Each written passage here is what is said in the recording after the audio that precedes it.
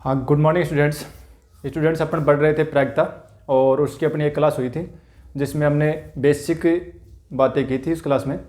और उसमें कोई छोटी छोटी परिभाषाएं थी, कुछ शब्दावली थी जो इस एक्सरसाइज में अपने बार बार काम में आएगी, वो अपन ने देखी थी। और फिर हमने कोई भी घटना जो है उसकी प्रायिकता निकालना भी हमने देख लिया था। ठीक है, आज उसी क्लास को आगे बढ़ाते हुए और अपन शुरू करते हैं आगे की बात। और आगे का जो अपना टॉपिक होगा वो सबसे पहले अपन बात करते हैं इसमें संयोगानुपात की। देखिए, प्रोबेबिलिटी जो है उसमें अगर किसी भी लिहाज से हम बात करें, कंपटीशन के लिहाज से बात करें या आपके स्कूली शिक्षा के लिहाज से बात करें, तो इससे पर्सन जो है ये कंप्लीट अपन जो मैंने पहली क्लास में शुरू की है इसको पहले से शुरू करके और लास्ट तक इसको कंप्लीट पढ़ देंगे। उसके बाद में इसमें से बाहर पर्सन बनने वाला नहीं है। ठीक है, हाँ, अनेकों प्रकार के कंडीशंस इसमें अप्लाई करके या इसी पर बेसिस पर्सन जो है बार बार चेंज होते रहते हैं, तो वो अपन ज़्यादा से ज़्यादा पर्सन करेंगे, अभ्यास करेंगे तो फिर वो सारे क्वेश्चन उसमें हो जाएंगे। ठीक है, तो अब अपन शुरू करते हैं अपने टॉपिक को। और आज अपना पहला टॉपिक है वो है संयोगानुपात। संयोगानुपात के ऊपर भी अपने को पर्सन देखने को मिले हैं कंपटीशन में। कक्षा 12 में तो ये नहीं है क्योंकि कक्षा 11 में ये संयोगानुपात अपन पढ़ के आए हैं। तो क्योंकि हमें 12वीं क्लास में जो टॉपिक है वो अभी प्रेजेंट सिलेबस की अगर हम बात करें तो वो कंडीशनल प्रोबेबिलिटी शुरू हुआ है। ठीक है, तो वहाँ आज की जो क्लास है हम वहीं तक पहुँच जाएंगे और बाकी इस अभी जो पढ़ेंगे वो सारी चीज़ें जो है वो उससे आगे जब हम पढ़ेंगे कक्षा 12 में, यानी कंडीशनल प्रोबेबिलिटी अब शुरू करेंगे तो उसके बीच में सारी चीज़ें जो है आगे जो आगे बढ़ते जाएंगे सारी चीज़ें पीछे वाले काम में आती जाएगी। ठीक है, तो ये पढ़ना ज़रूरी था। तो देखो, अपना है संयोगानुपात। और संयोगानुपात क्या है? देखो क्या है कि कोई भी जब हम प्रयोग करते हैं, अभी प्रयोग जिसकी हम बात करी थी, तो घटनाएं घटित होंगी। अब कोई घटना के घटित होने के पक्ष में और विपक्ष में संयोगानुपात। जैसे मान लो कि कोई घटना ए है, कोई भी घटना ए है, तो घटना ए के पक्ष में संयोगानुपात। ठीक है, और घटना ए के विपक्ष में संयोगानुपात, विपक्ष में संयोगानुपात, ये दो चीज़ें अपन पढ़ेंगे। ठीक है, पक्ष में संयोगानुपात का मतलब क्या हुआ कि घटना ए के अनुकूल परिणाम कह दो या प्रेक्षण कह दो, है ना, परिणाम। और नीचे आएगा घटना ए के प्रतिकूल परिणाम या प्रेक्षण। ठीक है, और अगर ए के विपक्ष के में संयोगानुपात निकालें तो वो क्या आएगा? घटना ए के प्रतिकूल परिणाम बटे घटना ए के अनुकूल परिणाम। ठीक है, देखो जैसे मान लो कि कोई एक पासा लिया हमने, ठीक है, और पासे को हमने उछाल दिया, पासे को उछाला, और पासे को उछालने के बाद हमने कहा कि भाई पासे पर अभाज्य संख्या आना, घटना ए जो हो पासे पर अभाज्य संख्या आना है। ठीक है, एक पासा फेंका हमने और ए जो चीज़ है ना वो क्या है? पासे पर क्या है? पासे पर अभाज्य संख्या, यानी प्राइम नंबर आपको मिले। ठीक है, तो देखो ए के पक्ष में संयोगानुपात, तो देखो अभाज्य संख्या अपने पासे को अगर उछालते हैं तो पासे पर हमें संख्या कौन कौन सी मिलेंगी? 1 2 3 4 5 और 6। ठीक है, तो अभाज्य संख्या कौन कौन सी है? प्राइम नंबर एक तो 2 है, एक 3 है और एक 5 है। तो अनुकूल तो ये हो गई, ठीक है ना। प्रतिकूल कौन से हो गए? 1 4 और 6। तो घटना ए जो है ना, ए के पक्ष में अगर संयोगानुपात ज्ञात करेंगे, पक्ष में संयोगानुपात तो क्या होगा कि भाई ए क्या है? ए पासे पर अभाज्य संख्या ना, तो ए के पक्ष में मतलब अभाज्य संख्या कितनी आ सकती है भाई? इनमें से कोई भी आ जाए, 2 आ जाए, 3 आ जाए, 5 आ जाए, तो अभाज्य संख्या होगी। तो इसके पक्ष में जो परिणाम हो कितने हो गए? 3 हो गए। और विपक्ष में कितने हुए? फिर विपक्ष में नीचे वाले जो शेष बचे वो विपक्ष हो गए 1 4 और 6। तो 3 विपक्ष के हो गए, तो इसका संयोगानुपात है वो कितना हो गया, 1 हो गया। जबकि हमने प्रायिकता जब पढ़ी थी, यानी पिछली क्लास में जहाँ पर अपनी क्लास खत्म हुई थी वहाँ पर हमने प्रायिकता निकालनी सीखी थी, और वहाँ पर प्रायिकता के लिए हमने क्या किया था कि कोई भी घटना के घटित होने की प्रायिकता अगर निकाल रहे थे तो उस घटना के अनुकूल बट्टे कुल संभावित परिणाम। तो अगर यहाँ पर ये कहता कि भाई एक की प्रायिकता बताओ, तो एक की प्रायिकता जब वो यहाँ होती 3/6, ये कौन है, पार्शियल अभाज्य संख्या। तो अभाज्य संख्या इनमें से कोई भी, यानी अभाज्य संख्या होने के पक्ष में जो उसके अनुकूल परिणाम जो वो कितने हैं, 2, 3 और 5, तो 3 परिणाम हो गए, और टोटल नीचे आएंगे तो वो आते हैं 1/2। ठीक है, लेकिन यहाँ पर ध्यान रखें संयोगानुपात और जो पक्ष में संयोगानुपात और विपक्ष में संयोगानुपात, इस चीज़ का विशेष ध्यान रखें। ठीक है, तो पक्ष में संयोगानुपात निकालना है तो उसके पक्ष के जो अनुकूल परिणाम वो लिखने हैं और उसके प्रतिकूल परिणाम वो लिखने हैं। यानी ऊपर तो अगर पक्ष में पूछा तो ऊपर पक्ष के परिणाम आएंगे और नीचे विपक्ष के आएंगे। ठीक है, और अगर विपक्ष में पूछा तो ऊपर अनुकूल मतलब प्रतिकूल प्रेक्षण हो जाएंगे और नीचे हो जाएंगे अनुकूल प्रेक्षण। ठीक है, तो ये आ गया। अब देखो इसी से, और इसको हम ये भी लिख सकते हैं कि घटना ए के अनुकूल परिणाम। तो अगर आपको ए के पक्ष में संयोगानुपात पूछे तो देखो घटना ए के घटित होने की प्रायिकता निकालो, और चाहे घटना ए के घटित नहीं होने की प्रायिकता निकालो, दोनों ही कंडीशन में नीचे तो क्या आएंगे, अगर हम किसी भी घटना की प्रायिकता निकालते हैं तो नीचे तो उसके टोटल संभावित परिणाम आते हैं। ठीक है, तो यहाँ से देखो मैं बात लिख रहा हूँ कि अगर इसको प्रायिकता के रूप में लिखें तो देखो ए के पक्ष में संयोगानुपात अगर लिखेंगे ना तो वो हो जाएगा probability of A upon probability of A note, यानी ए की प्रायिकता और ए के नहीं की प्रायिकता का जो अनुपात होगा वो क्या हो जाएगा, ए के पक्ष में संयोगानुपात हो जाएगा। ठीक है, और दूसरा ए के विपक्ष में तो मतलब ए के नहीं होने की प्रायिकता बटे ए के होने की प्रायिकता। ठीक है, तो ये चीज़ भी अपने को याद रखनी है, यानी ये बात भी याद रखनी है और ये बात भी याद रखनी है। कई बार अपने को क्या कहेगा कि प्रायिकता दी हुई मिलेगी, जैसे मान लो क्वेश्चन लिखा हुआ है, क्वेश्चन लिख रहा हूँ मैं कि प्रोबेबिलिटी ऑफ ए दे रखी है आपको 3/8। ठीक है, तो ये कह रहा है कि ए के पक्ष में संयोगानुपात याद करो, ए के पक्ष में संयोगानुपात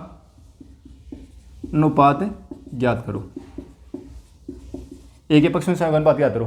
तो क्या आएगा, देखो ए की प्रायिकता आ गई तो ए नहीं की प्रायिकता क्या होगी, ए नोट, तो वो आ जाएगी 1 - 3 भाई जो होने की है उसको 1 में से घटा दो तो नहीं होने की आ जाएगी, तो 3/8, तो ये आ जाएगी 5/8।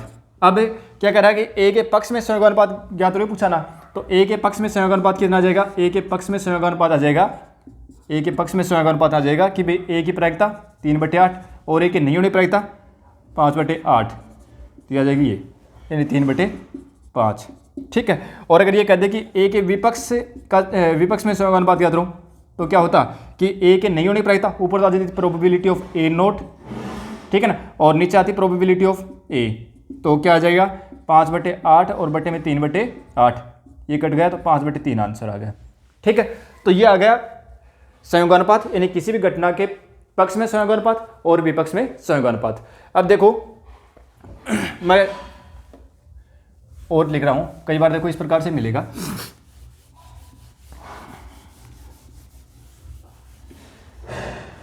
क्या चीज कि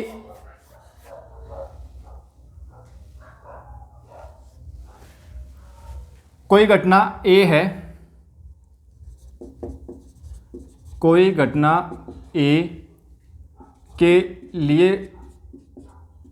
निशेष स्थितियां मतलब ये हुआ निशेष स्थितियां अगर मान लो कि n है और उसके अनुकूल जो स्थितियां ना, अनुकूल स्थितियां m है, तो कह रहा है कि a के पक्ष में संयोगानुपात, a के पक्ष में संयोगानुपात हालांकि ये कोई नई बात नहीं है, यही चीज़ है जो ऊपर है, यही a के पक्ष में संयोगानुपात। ठीक है, तो क्या आ जाएगा, देखो अनुकूल स्थितियां m है, टोटल स्थितियां तो n है, तो उसमें m तो हो गई अनुकूल, तो प्रतिकूल कितनी हो जाएंगी भाई, प्रतिकूल कितनी हो जाएंगी, जो टोटल n थी उसमें से अनुकूल हम घटा दो तो प्रतिकूल हो जाएंगे n - m। तो a के पक्ष में संयोगानुपात कितना आएगा, a के पक्ष में संयोगानुपात आएगा मतलब ए के पक्ष में संयोगानुपात निकाल रहे हैं तो ए के अनुकूल स्थितियाँ कितनी हुई m और प्रतिकूल कितनी हुई n-m। और अगर ए के विपक्ष में अगर संयोगानुपात निकालें तो वो क्या आएगा प्रतिकूल, ऊपर तो आएंगे प्रतिकूल, यानी ए की प्रतिकूल स्थितियाँ n-m और बटे ए की अनुकूल स्थितियाँ m। तो ये अपने हो जाएंगे ए के पक्ष में संयोगानुपात और ए के विपक्ष में संयोगानुपात। तो ये था अपना पक्ष और उसका संयोगानुपात का कंसेप्ट छोटा सा। अब आगे बढ़ते हैं अपन। ये संयोगानुपात की का एक छोटा सा कंसेप्ट था और इसमें से प्रश्न कभी कभार मिल जाते हैं, तो अपने को ध्यान रखना है कि ए के पक्ष में संयोगानुपात, क्योंकि जब संयोगानुपात की अगर प्रश्न पूछता है ना तो कई बार हम दिमाग में तुरंत हमारे प्रायिकता का कंसेप्ट आता है और प्रायिकता ही अपन अप्लाई कर देते हैं और वहाँ पर फिर अपना क्वेश्चन गलत हो जाता है, ठीक है ना। तो यहाँ पर ध्यान रखें कि संयोगानुपात और प्रायिकता का कंसेप्ट दोनों अलग अलग है, ठीक है। अब देखो थोड़ा सा एक यहाँ पर एक नोटेशन आएगा, संकेतन आएगा। मतलब क्या हुआ कि एक संकेत लिखेंगे हम कि प्रायिक, जैसे हमने किसी घटना ए की घटित होने की प्रायिकता हम प्रोबेबिलिटी ऑफ ए से डिनोट कर रहे हैं ना, वैसे देखो क्या होगा कि जैसे अगर ये कहे कि ए या बी, ए या बी, इसका मतलब वो ए यूनियन बी की बात कर रहा है, ठीक है। और ए और बी की बात कर रहे हैं, ए और बी की बात करें, इसका मतलब वो ए इंटरसेक्शन बी की बात कर रहा है, ठीक है। ए और बी, ए और बी मतलब दोनों, तो दोनों तो क्या आएंगे इंटरसेक्शन में आएंगे, ठीक है ना। और ए या बी, तो ए या बी अगर कहे तो ए यूनियन बी की बात होगी और ए और बी कहे तो ए इंटरसेक्शन बी की बात होगी, ठीक है। अब देखो, या इसमें यूं भी कहेगा कि ए या बी में से कोई एक, तो ए यूनियन बी, ठीक है। इसको कई बार वो ए प्लस बी से भी लिखेगा, ए प्लस बी, इसका मतलब ये हुआ कि ए या बी या ए प्लस बी, ठीक है ना। और जब हम probability of A union B निकालेंगे ना तो वो क्या आएगी, probability of A plus probability of B और minus probability of A intersection B. ये अपने को कंसेप्ट ध्यान में रखना है, ठीक है ना। मतलब ए या बी की अगर प्रायिकता निकालनी है तो probability of A plus probability of B minus probability of A intersection B, ठीक है। इसी प्रकार से probability of A intersection B का मतलब ये हुआ कि ए और बी दोनों की प्रायिकता, ए और बी, ठीक है ना। और ए यूनियन बी का मतलब ए या बी, ठीक है ना। ए या बी या फिर दोनों भी आ जाएंगे इसमें, लेकिन ए इंटरसेक्शन बी का मतलब हुआ कि दोनों में जो कॉमन है ना उसकी प्रायिकता, जो चीज दोनों के अंदर है वो, ठीक है। तो देखो ये अपने को ध्यान में रखना है कि ए यूनियन बी और ए इंटरसेक्शन बी और ए यूनियन बी, मतलब ये हुआ कि ए या बी अगर कहे तो इसका मतलब यूनियन की बात कर रहा है, और ए और बी की बात कहे तो मतलब ए इंटरसेक्शन बी की बात कर रहा है, ठीक है। तो देखो ये दो वर्ड अपने को मिलेंगे, इसके ऊपर अपन बात करेंगे। फिर अपने आगे चलते हैं और हमारे पास आता है प्रायिकता का योग प्रमेय। देखो प्रायिकता के योग प्रमेय मतलब ये हुआ कि अगर आपको ये कहेगी probability of A plus B plus C, ठीक है ना, या ए प्लस बी के, चलो मैं इतने करता हूँ, पहले दो के लिए करता हूँ कि भी दो घटना है ए और बी, ठीक है ना, और इन दोनों का घटित होने की प्रायिकता अगर पूछे, ठीक है ना, दोनों की घटित होने की प्रायिकता पूछे तो क्या होगा, probability of A plus probability of B, ठीक है। लेकिन क्या है, देखो ए प्लस बी, या इसको अपन क्या लिख रहे हैं, ए यूनियन बी भी लिख रहे थे, ए या बी, ठीक है। तो देखो क्या होगा कि probability of A plus probability of B, ये भी लिख रहे थे, लेकिन माइनस अब कर रहे थे यहाँ, तो वो क्या था कि probability of A intersection B कर रहे थे, ए इंटरसेक्शन बी, ठीक है। तो ए यूनियन बी का मतलब यह होगा कि probability of A plus probability of B minus probability of A intersection B, ये अपन एक फॉर्मूला के तौर पर अपन याद करते हैं इसको, ठीक है ना। लेकिन एक साथ में शुरू कल की पिछली क्लास में हमने बात की थी कि अगर ए और बी अपवर्जी घटना हो, ए और बी अगर अपवर्जी घटना है, अपवर्जी घटना है, तो उस स्थिति में ए इंटरसेक्शन बी जो है ना वो क्या आएगा, इसमें से कोई भी कॉमन नहीं आएगा, मतलब फाई आएगा, तो probability of A intersection B जो है ना वो क्या आ जाएगी, जीरो आ जाएगी। तो उस स्थिति में probability of A union B को हम क्या लिख देंगे, probability of A plus probability of B. ठीक है, ये लिख देंगे। ठीक है, तो ये चीज़ अपने को ध्यान में रखनी है। इसी प्रकार से अगर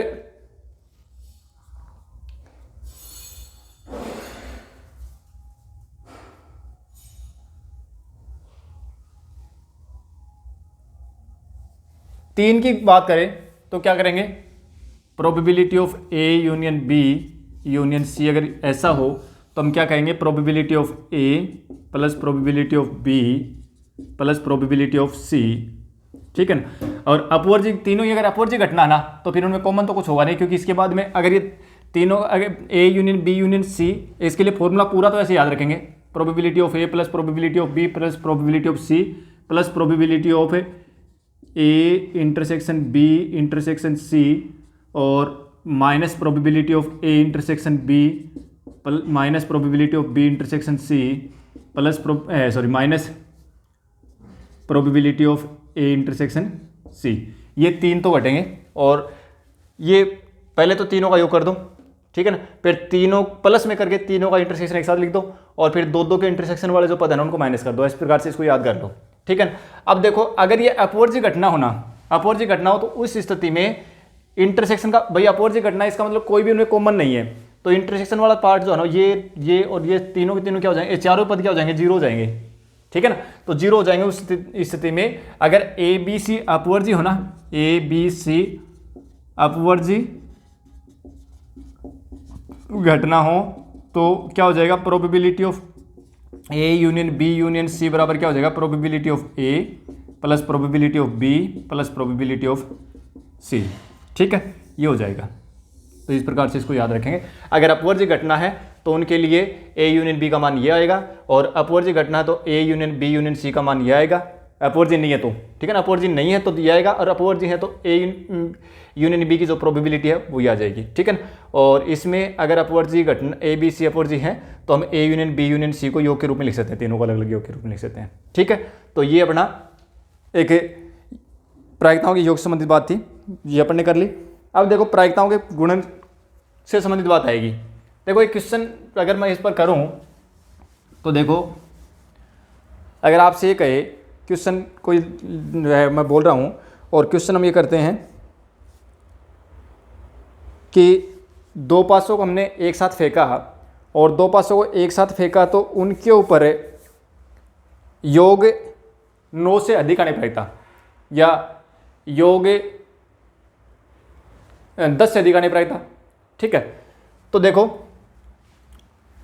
हमने दो पासों को फेंका है, दो पासों को फेंकने पर उन पर योग 9 से अधिक आने की प्रायिकता। ठीक है ना, दो पासों को फेंकने पर उन पर योग 9 से अधिक आने की जो प्रायिकता वो क्या आएगी, देखो 9 से अधिक आने की प्रायिकता क्या हो जाएगी, मतलब 9 से अधिक कौन कौन से आएंगे, या तो 10 आएगा योग या 11 आएगा योग या फिर 12 आएगा। मतलब तीन घटना हुई, इसको मैं कह देता हूँ ए, इसको मैं कह देता हूँ बी और इसको कह देता हूँ मैं सी। अब योग 10 कब कब आएगा, इसके अनुकूल प्रेक्षण अगर हम देखें तो क्या क्या आएगा कि मतलब दोनों पासों के ऊपर 5 5 आ जाए, या एक पर पहले पर 6 दूसरे पर 4 आ जाए, या पहले पर 4 और दूसरे पर 6 आ जाए। ठीक है ना, ये तीन ही आएंगे इसके लिए। और इसके लिए कौन से आएंगे, या तो 5 और 6 आ जाए या 6 और 5 आ जाए। ठीक है ना, और 12 के लिए क्या आएंगे कि दोनों के ऊपर 6 6 आ जाए, ये तो बनेंगे। ठीक है ना, और अगर हम प्रोबेबिलिटी ऑफ ए निकालें तो वो कितनी आएगी भाई, अनुकूल तो कितने हुए 3 और टोटल कितने हुए 36, टोटल 36 तो बनेंगे भाई। दो पास एक पासे पर 6 बढ़ते हैं तो दो पासों को अगर उछालेंगे तो टोटल परीक्षण कितने होंगे 36 होंगे। और ये आ जाएगी प्रोबेबिलिटी ऑफ बी, वो कितनी आ जाएगी 2/36 और प्रोबेबिलिटी ऑफ सी वो आ जाएगी 1/36। ठीक है, अब क्या कह रहा है कि दो पासों को फेंकने पर उनका योग 9 से अधिक आने पर रखता है, यानी probability of A plus B plus C 9 से अधिक, 10 या 11 या 12।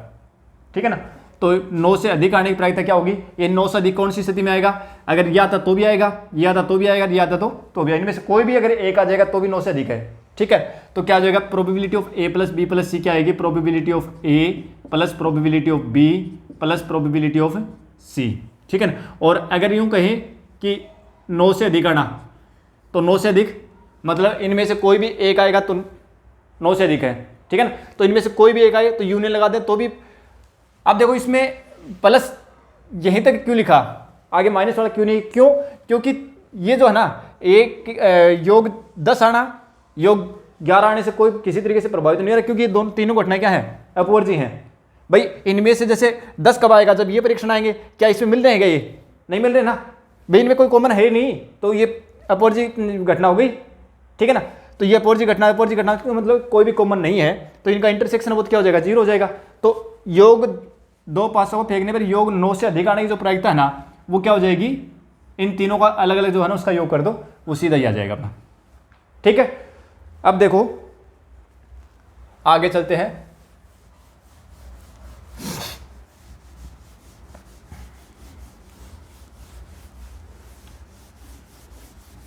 अब प्रायिकताओं का जो योग है ना उसको तो प्रभावित करता है कौन, अपवर्जी घटनाएं, और अपवर्जी घटनाओं का अपवर्जी होना और घटनाओं का अपवर्जी नहीं होना। अब आता है प्रायिकताओं का गुणनफल। प्रायिकताओं का गुणनफल क्या होगा, देखो जैसे मान लो कि प्रोबेबिलिटी ऑफ ए बी निकालें, ठीक है ना, प्रोबेबिलिटी ऑफ ए बी निकालें, तो वो क्या आएगा, मतलब ए और बी दोनों। ठीक है ना, तो इसको हम लिखेंगे probability of A into probability of A on B. ठीक है, और प्रोबेबिलिटी ऑफ ए बी को हम ये भी लिख सकते हैं probability of B into probability of, देखो मैंने शायद उल्टा लिख दिया है, एक सह प्रतिबंध प्रायिकता का वो आएगा अपना कंसेप्ट, और उससे आएगा probability of A intersection B, अभी बताऊंगा हम आगे, प्रोबेबिलिटी ऑफ बी। ठीक है ना, तो अगर ये निकालें तो इससे, हाँ देखो probability of A into probability of B into A. ठीक है, और ये अगर इसको ऐसे भी लिख सकते हैं बी और probability of A to B. ये समझना ध्यान से, पहले देखो मैंने लिखा क्या है, ये तो पहले एक संकेत लिखा मैंने कि देखो क्या हुआ कि ए और बी दो घटना है। ठीक है, ए और बी दो घटना है, और उस स्थिति में अगर ए और बी दोनों के गुणनफल का अगर हम प्रायिकता निकालें तो वो क्या आएगी। ठीक है, तो वो क्या आएगी, जैसे मान लो कि ए और बी दो घटना है और इन दोनों के गुणनफल की अगर प्रायिकता निकालें तो क्या आएगी, प्रोबेबिलिटी ऑफ ए इन ए की प्रायिकता गुणा बी की प्रायिकता। बी की प्रायिकता कब, जब ए की प्रायिकता इन घटना एक घटित हो चुकी है, इसको बोलेंगे सहप्रतिबंध प्रायिकता, कंडीशनल प्रोबेबिलिटी। ठीक है, उदाहरण के तौर पर देखो एक उदाहरण देखते हैं पहले इसमें। जैसे मान लो कि हमें ये कहे कि एक ताश की गड्डी है, ठीक है ना, 52 पत्ते होते हैं उसमें, और उसमें से हमने पहले कोई एक पत्ता निकाल लिया, पहले एक पत्ता निकाला ए। ठीक है ना, एक घटना हुई एक पत्ता निकालना, एक पत्ता निकालना। ठीक है, और बी घटना हो गई दूसरा पत्ता निकालना, लेकिन बी जो है ना वो बी घटना हो गई दूसरा पत्ता निकालना। एक पत्ता निकाल लिया और दूसरा पत्ता निकालना पड़ना, दूसरा पत्ता निकालना, हो गई बी घटना। एक घटना हमने 52 पत्ते थे, उसमें से हमने 2 पत्ते निकाले, पहले एक पत्ता निकाला फिर दूसरा पत्ता निकाला। एक घटना पहला पत्ता निकालना, बी घटना होगी दूसरा पत्ता निकालना। ठीक है, अब दोनों पत्तों के लाल होने की प्रायिकता या दोनों पत्तों के काले होने की प्रायिकता अगर पूछे कि दो पहला पत्ता लाल है दूसरा पत्ता लाल है, या कहते कि दोनों पत्तों की लाल होने की प्रायिकता या दोनों पत्तों की काले होने की प्रायिकता। ठीक है, तो उस स्थिति में देखो जैसे प्रोबेबिलिटी ऑफ है, यहां पर 2 चीजें बनेंगी। देखो एक तो जैसे मान लो कि आपने पहला पत्ता, अगर पहला पत्ता एक पत्ता जो था ना वो हमने निकाल लिया, एक पत्ता निकाला, और बी दूसरा पत्ता निकालना, ये 2 घटना हो गई। और फिर ये कह रहा है कि दोनों ही पत्ते लाल होना। ठीक है ना, इसकी प्रायिकता अगर हम उदाहरण के तौर पर कर रहे हैं कि दोनों ही पत्तों के लाल होने की प्रायिकता अगर हम पूछे कि दोनों ही पत्ते लाल हों, इसकी प्रायिकता क्या होगी। तो देखो एक पत्ता हमने निकाला और वही पत्ता कैसा निकल गया, लाल। तो उसके लाल होने की प्रायिकता कितनी आएगी, यानी प्रोबेबिलिटी ऑफ ए है वो कितनी आ जाएगी, लाल पत्ते कितने होते हैं 26 ना, टोटल होते हैं 52, तो 1/2 आ गई। ठीक है ना। अब दूसरा पत्ता जो लाल है ना, दूसरा पत्ता लाल जो है उसके लाल होने की प्रायिकता वो प्रोबेबिलिटी ऑफ बी है, वो किस बात पर निकलेगी। देखो अब यहां पर क्या होगा, दो बात होंगी, या तो आपने एक पत्ता निकाला और उसको निकाल के आपने अलग रख दिया और उसके बाद दूसरा पत्ता निकाला, ठीक है, या आपने पत्ता निकाला और फिर वापस वही पत्ता गड्ढे से निकाला, फिर वो पत्ता वापस हमने रख दिया, फिर पत्ता निकाला, ठीक है ना। तो यहां पर क्या हुआ कि अगर घटनाएं स्वतंत्र और आश्रित घटना हमने पीछे पढ़ी थी, एक क्लास में हमने पढ़ी थी कि स्वतंत्र घटना और आश्रित घटना कंसेप्ट हमने पढ़ा था। स्वतंत्र घटना क्या थी, जब दो घटनाएं दो या दो से अधिक घटनाएं जो बिल्कुल स्वतंत्र हो, किसी भी प्रकार से एक दूसरे पर आश्रित नहीं हो, यानी एक दूसरे को किसी प्रकार से डिस्टर्ब नहीं करे। और एक ये था कि दोनों घटनाओं में से कोई भी दो या दो से अधिक घटना अगर किसी एक दूसरे को अगर वो डिस्टर्ब करती हैं या एक दूसरे को प्रभावित करती हैं तो वो आश्रित घटनाएं होती हैं। और उस समय मैंने एक उदाहरण दिया था कि ताश की गड्डी के अंदर से दो पत्ते अगर निकाले जाते हैं तो पहला पत्ता निकालना, ठीक है ना, वो तो हो गई स्वतंत्र घटना। दूसरी पत्ता निकालना वो आश्रित घटना हो गई। क्यों? क्योंकि वो पहले पत्ते पर डिपेंड कर रही है कि भाई पहला पत्ता वापस आपने गड्डी पर रखा तो प्रायिकता लगाएगी, और अगर पहला पत्ता आपने गड्डी में नहीं रखा तो प्रायिकता लगाएगी। अगर पहला पत्ता आपने जैसे यहाँ रंग की बात कर रहे हैं तो पहला पत्ता जैसे हम लाल, दूसरे पत्ते के लाल होने प्रायिकता निकाल रहे हैं, अब पहला पत्ता हमने निकाला और वो लाल निकल गया, ठीक है ना, और वापस हमने देखा नहीं तो उसके दूसरे के लाल होने प्रायिकता लगाएगी। अगर हमने पहला पत्ता निकाला और वो काला निकल गया, ठीक है ना, और उसको हमने वापस नहीं रखा तो फिर वो लाल होने प्रायिकता अलग आएगी, और हमने मिला दिया तो भी वो प्रायिकता जो वो अलग आएगी, ठीक है ना। तो इसका मतलब दूसरी जो पत्ते की जो प्रायिकता है वो क्या हो रही है, प्रभावित हो रही है। तो वो घटना क्या हो गई, आश्रित घटना हो गई, यानी पहली स्वतंत्र हो गई, दूसरी आश्रित घटना हो गई, ठीक है। तो देखो यहां पर अगर गुणनफल की बात करें तो अगर दोनों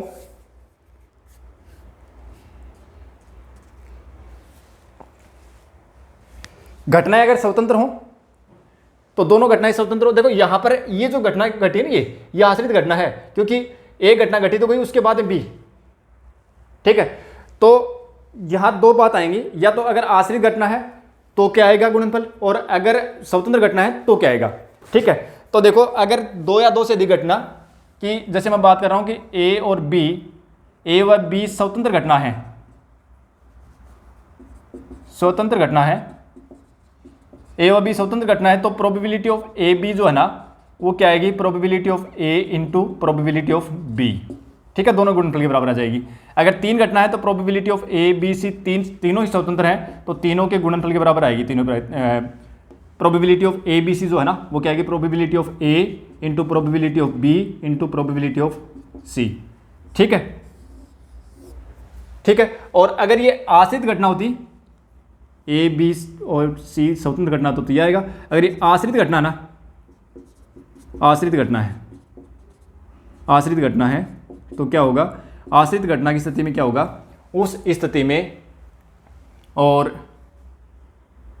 क्या जाएगा, आश्रित घटना की स्थिति में अगर प्रोबेबिलिटी ऑफ ए बी निकालेंगे ना तो वो तो आएगी probability of A into probability of B on A, सहप्रतिबंध प्रायिकता। दूसरी देखो ये आश्रित घटना हो गई, ठीक है, और probability of A B C तीन के लिए निकालेंगे ना तो probability of A into probability of B upon A into probability of C upon A B, ठीक है।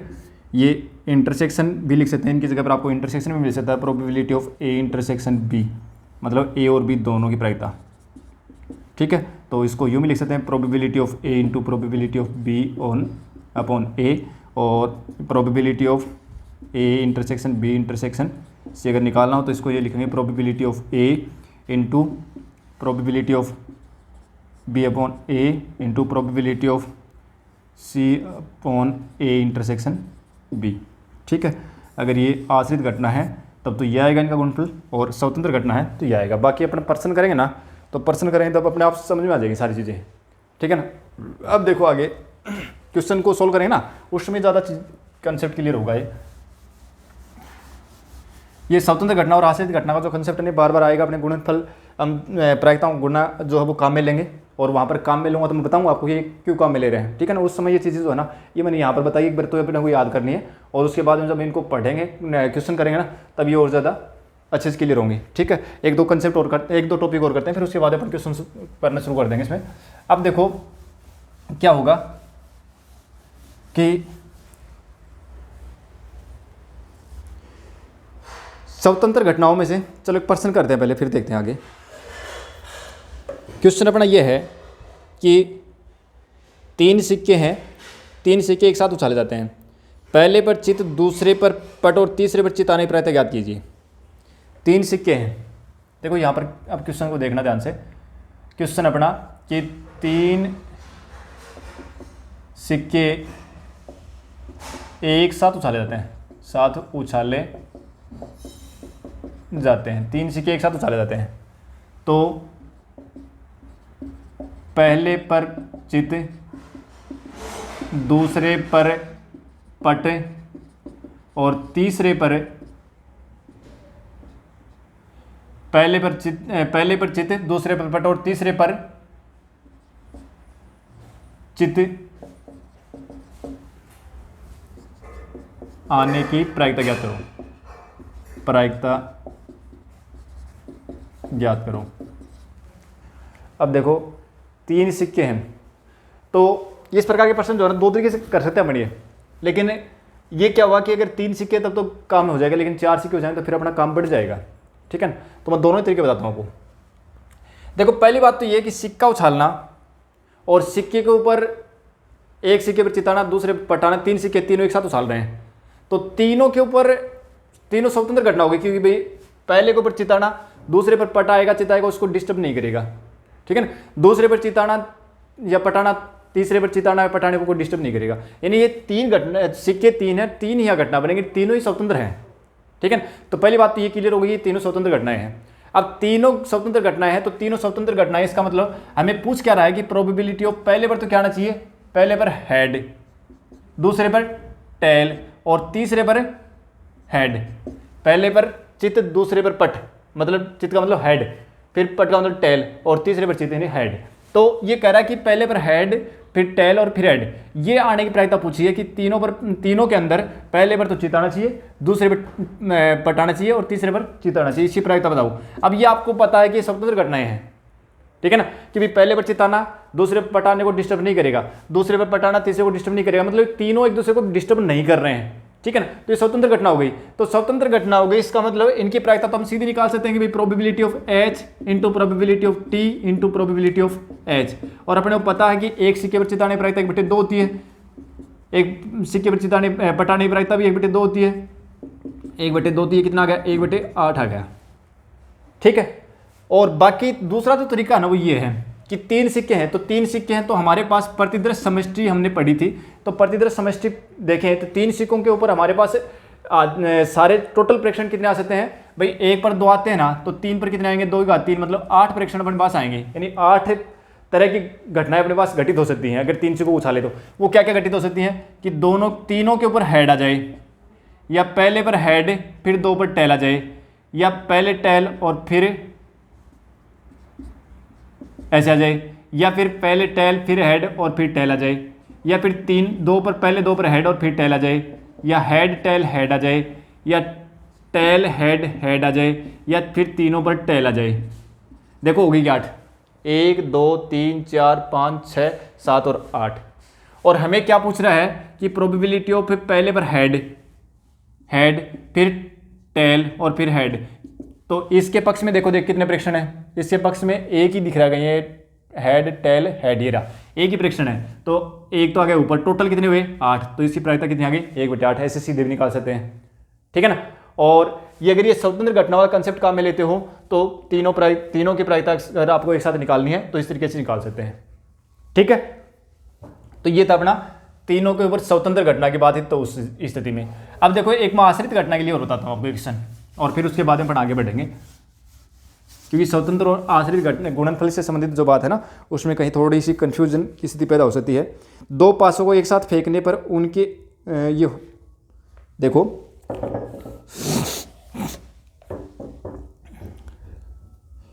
ताश की एक गड्डी से एक एक करके 2 पत्ते खींचे जाते हैं। यदि प्रथम बार में आया पत्ता वापस न मिलाया जाए तो पहला पत्ता बादशाह और दूसरा पत्ता बेगम होने की प्रायिकता ज्ञात कीजिए।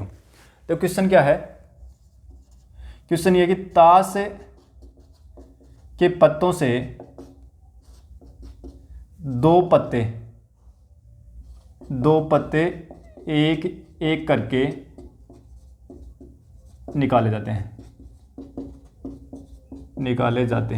ठीक है, ताश के दो गड्डी से दो पत्ते एक एक करके निकाले जाते हैं। अब क्या कर रहा है उसमें, यदि प्रथम बार में आया पत्ता वापस नहीं मिला जाते। यदि प्रथम बार में आया पत्ता वापस नहीं मिलाया जाए तो क्या करना अपने को, तो पहला पत्ता बादशाह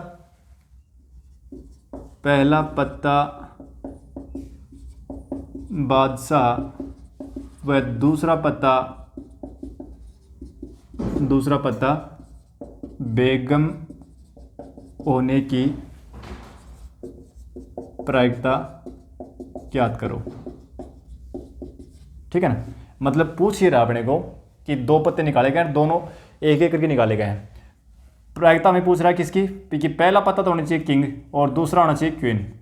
ठीक है ना, इसकी प्रायिकता पूछ रहा है क्या आएगी। ठीक है ना, तो पहले तो ये बताओ कि क्या ये दोनों घटनाएं स्वतंत्र है क्या। देखो पहला पत्ता किंग आएगा वो तो स्वतंत्र है, पहली घटना स्वतंत्र हो गई, लेकिन दूसरी घटना आश्रित हो गई पहले पर। क्यों, क्योंकि उसमें क्या है कि पहले पत्ते को अगर पहला पत्ता निकाला गया है और उस पहले पत्ते को अलग रख दिया गया तो दूसरे की जो प्रायिकता अगर निकालें तो वो पहले वाले पर डिपेंड करेगी। क्योंकि घटना क्या हो रही है, दूसरी घटना तब घटित हो रही है जब पहला पत्ता अलग रख दिया गया। तो पहली घटना तो घट चुकी, उसके ऊपर दूसरी उसके बाद दूसरी घट रही है, इसका मतलब डिपेंड हो रही है इसके ऊपर। ठीक है, तो देखो क्या आएगा इसके लिए कि प्रोबेबिलिटी ऑफ के अगर देखें तो वो क्या आएगी कि प्रोबेबिलिटी ऑफ के वो तो क्या आ गई कि भी पहला पत्ता, एक पत्ता निकाला, वो पहला पत्ता क्या है, पहला पत्ता जो है ना उसके पहले पत्ते के किंग यानी राजा होने, बादशाह होने की प्रायिकता कितनी आ जाएगी। बादशाह 4 होते हैं, 4/52, टोटल 52 थे तो 1/13 हो गई। ठीक है, अब क्या हुआ कि दूसरा पत्ता रख दिया अलग, तो टोटल पत्ते कितने हो गए, कुल पत्ते बच गए अपने पास कितने, 51। अब कुल पत्ते 51 बच गए। ठीक है ना, अब क्या हुआ कि हमने जो एक पत्ता बाहर रखा ना, उसकी दो बातें हैं, या तो वो बादशाह था और या बादशाह नहीं था। हालांकि यहाँ उससे अपने पास कोई फर्क नहीं पड़ेगा, क्योंकि बादशाह जो रखा गया है वो बाहर रखा गया पत्ता जो है वो बादशाह हो या बादशाह नहीं, उससे कोई फर्क नहीं पड़ेगा, क्योंकि अपनी बात यहाँ बेगम की कर रहा है। अगर बादशाह की बात करता ना तो फिर ये पर्सन थोड़ा सा और पेचीदा बन जाता कि दूसरा दोनों ही बादशाह होने पर अगर पूछता तो फिर थोड़ा सा और सोचना पड़ता अपने को। ठीक है, तो देखो यहाँ पर कुल पहला पत्ता बादशाह है और दूसरा बेगम होने की प्रायिकता अपने को पूछ रहा है, तो देखो क्या आएगी, तो दूसरी क्या है, मतलब बेगम होने की प्रायिकता अगर पूछे तो वो कैसे निकलेगी। अब देखो बेगम जो है ना इसकी प्रायिकता निकालने तो क्या होगा, एक घटना तो पहला पत्ता निकल गया ना, क्योंकि पत्ते 51 बचे हैं, तो किंग एक पत्ता उसमें से निकल गया, यानी पहली घटना घटित हो चुकी है। उसके बाद में बेगम आ रही है तो इसकी प्रायिकता कितनी होगी, तो बेगम तो 4 ही बच रही है उसके बाद में, क्योंकि पत्ता जो निकला ना वो या तो बादशाह था या बादशाह नहीं है। ठीक है, तो उसके बाद में कितनी बच गई, 4 और बटे 51। तो क्या हो गया, प्रोबेबिलिटी ऑफ के, तो यह क्या आ जाएगा, प्रोबेबिलिटी ऑफ के इंटू प्रोबेबिलिटी ऑफ क्वीन। और इनको ये क्या कब, जब यानी रानी होने की प्रायिकता जब उसमें निकाला गया बच्चा बादशाह है, तो इनकी प्रायिकता कितनी आएगी, 1/13 गुणा 4/51, जो भी आएगा अपना आंसर हो जाएगा। ठीक है, तो इस तरीके से ये पर्सन ये आश्रित घटना का था और वो पीछे किया था अपने वो स्वतंत्र घटना का था। ठीक है, और देखो आगे,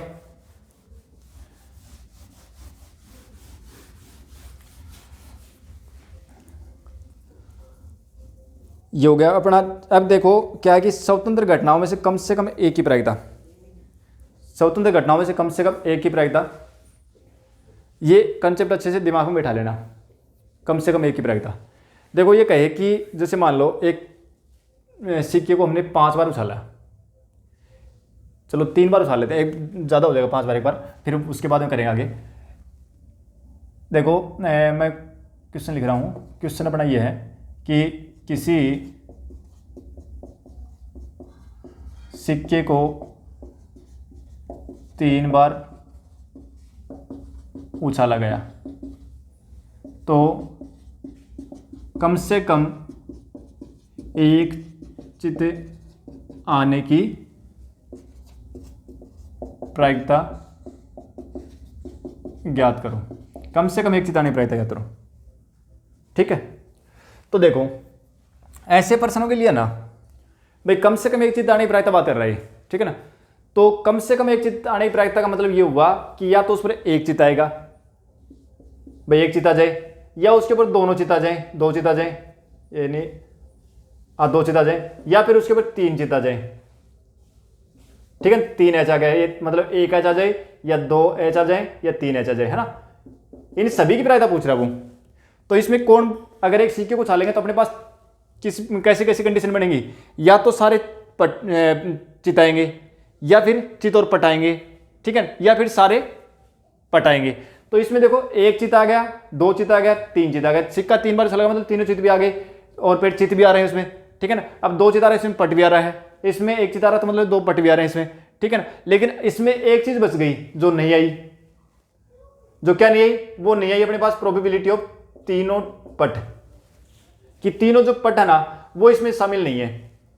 तो मतलब ये है कि ऐसे जब प्रश्नों के लिए अगर आए ना, तो देखो ऐसे प्रश्नों के लिए आप उल्टा चलो कि एक सिक्के को तीन बार उछाला गया तो कम से कम एक चित आने पर पूछ रहा है, कम से कम एक चित की बात कर रहा है। इसका मतलब ये हुआ कि या तो एक चित आ सकता है, या दो चित आ सकता है, तीन चित आ सकता है, क्या नहीं आ सकते, पट नहीं आ सकते। तो आप एक काम करो कि जो तीनों पट आए ना, तीनों पट आए तभी तो चित नहीं आएगा भाई। एक कम से कम एक बात कर रहा है तो मतलब एक चित आ गया तो दो ही पट आएंगे, ठीक है ना। और अगर दो चित आ गया तो एक पट आएगा, या दो तीन चित आ गया तो पट आएगा नहीं। तो अपने पास सिक्का अगर हम उछालते हैं तो हमारे पास कंडीशन बनती है कि या तो तीनों पट आए, या दो पट एक चित आए, या दो चित एक पट आए, या तीनों पट आए, ठीक है ना। तो यहां पर अपने पास ये कह रहा है कि कम से कम एक चित, इसका मतलब कि चार स्थितियां बन सकती थी उसमें, और उसमें से तीन तो ये आ रही है, कम से कम एक के लिए बात कर रहा तो तीन तो उसमें आ जाएंगी। तो कौन सी बच गई उसमें कि तीनों पट आए ना, वो नहीं बची, वो नहीं आई इसमें। तो एक काम करो, तीनों पटाने की प्रायिकता निकाल लो आप, कि तीनों सिक्कों पर पटाने की प्रायिकता ज्ञात करें। तीनों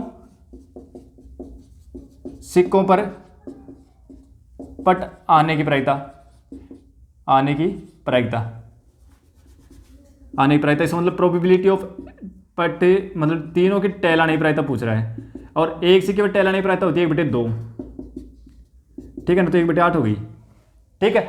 अब क्या करें कि कम से कम एक चित ना, कम से कम एक चित, तो कम से कम एक चित का मतलब ये हुआ कि तीनों पट जो है ना उसको एक में से घटा दो भाई। प्रायिकताओं योग तो एक ही तो होगा, उस योग में से जो तीनों पट आएंगे ना उसको माइनस कर दो, तो तीनों पट माइनस कर दिए तो फिर क्या बच गया, या तो एक चित की प्रायिकता बच गई, या दो चित की प्रायिकता बच गई, या तीन चित की प्रायिकता बच गई, ठीक है। तो ये आ गया 7/8, ठीक है।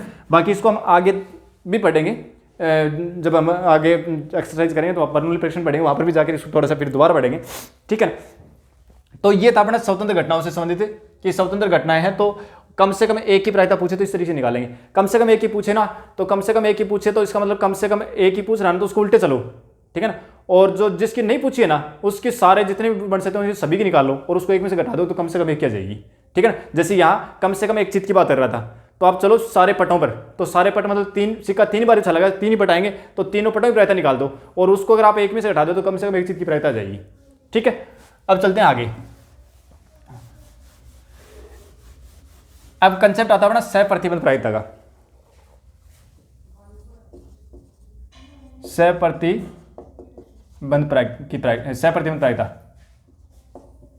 प्रायिकता यानी कंडीशनल प्रोबेबिलिटी। कंडीशनल प्रोबेबिलिटी क्या है, देखो यहां क्या होगा कि दो घटनाएं होंगी और दो घटनाओं में एक घटना घटित हो जाएगी पहले और उसके बाद दूसरी घटना की घटित होने की प्रायिकता अपने को पूछेगा। जैसे मान लो कि कोई घटना ए और बी दो घटना है, ए और बी दो घटना है, तो पहले कह रहा है कि ए घटना घटित हो चुकी तो उसके बाद में बी की प्रायिकता निकालो। इसका जो लिखना तरीका कौन ये होगा कि जो नीचे लिखा जाएगा ना वो घटना घट चुकी है, ठीक है ना, और ऊपर वाली प्रायिकता निकाल रहा है। तो मतलब ये कहा कि प्रश्न में कह रहा है कि भी ए घटना घटित हो चुकी है तो बी की प्रायिकता निकालो। तो बी की प्रायिकता निकालेंगे तो कैसे निकलेगी, probability of A intersection B upon probability of A, यानी ऊपर दोनों की प्रायिकताओं का इंटरसेक्शन आएगा, दोनों के इंटरसेक्शन की प्रायिकता आएगी और नीचे आएगा दोनों की जो नीचे था ना उसी की प्रायिकता आएगी, ठीक है। या बी घटना घटित हो चुकी तो ए की प्रायिकता पूछेगा, बी घटना घटित हो चुकी तो ए की प्रायिकता पूछेगा, तो उस स्थिति में क्या होगा, पहले दोनों के इंटरसेक्शन की प्रायिकता और नीचे फिर बी की प्रायिकता। ठीक है, ये अपने पास सहप्रतिबंध प्रायिकता है, तो conditional probability of B on A. ठीक है, वो इस तरीके से लिखेंगे, conditional probability A on B, जब घटना ए घटित हो चुकी तो बी की प्रायिकता, जब घटना बी घटित हो चुकी तो ए की प्रायिकता। ठीक है, ये सहप्रतिबंध प्रायिकता है। और अपना जो क्लास 12 के लिहाज से अगर हम बात करें तो क्लास 12 के लिहाज से अपना जो पहला टॉपिक है वो यही है, सहप्रतिबंध प्रायिकता। ठीक है, और अपने स्वतंत्र घटना आश्रित घटना की बात कर रहे थे, प्रायिकताओं के गुणनफल की बात कर रहे थे, प्रायिकताओं के योग की बात हमने की इस क्लास में। ठीक है ना, थोड़ा सा कंसेप्ट जो थ्योरेटिकल है तो थोड़ा सा समझने में दिक्कत आ सकती है, एक बार नहीं तो दूसरी बार देखो, दूसरी बार नहीं तो तीसरी बार देखो, और अपनी जो भी बुक है ना उसका थोड़ा सा उसमें सहायता लो, उसके एग्जाम्पल जो, हालांकि मैं कराऊंगा एग्जाम्पल जितने ज़्यादा अपन एग्जाम्पल करेंगे ना तो कंसेप्ट जो वो क्लियर होता चला जाएगा। ठीक है ना, बाकी इसमें पर्सन थोड़े से मतलब क्या है कि कन्फ्यूज करने वाले आते हैं और कन्फ्यूज हो भी जाते हैं, इसमें गलती होने की संभावना बहुत ज़्यादा रहती है, लेकिन फिर भी कोशिश करेंगे हम कि हमारा जो भी पर्सन आए वो गलत नहीं हो। तो मिलते हैं अपने अगली क्लास में। Thank you.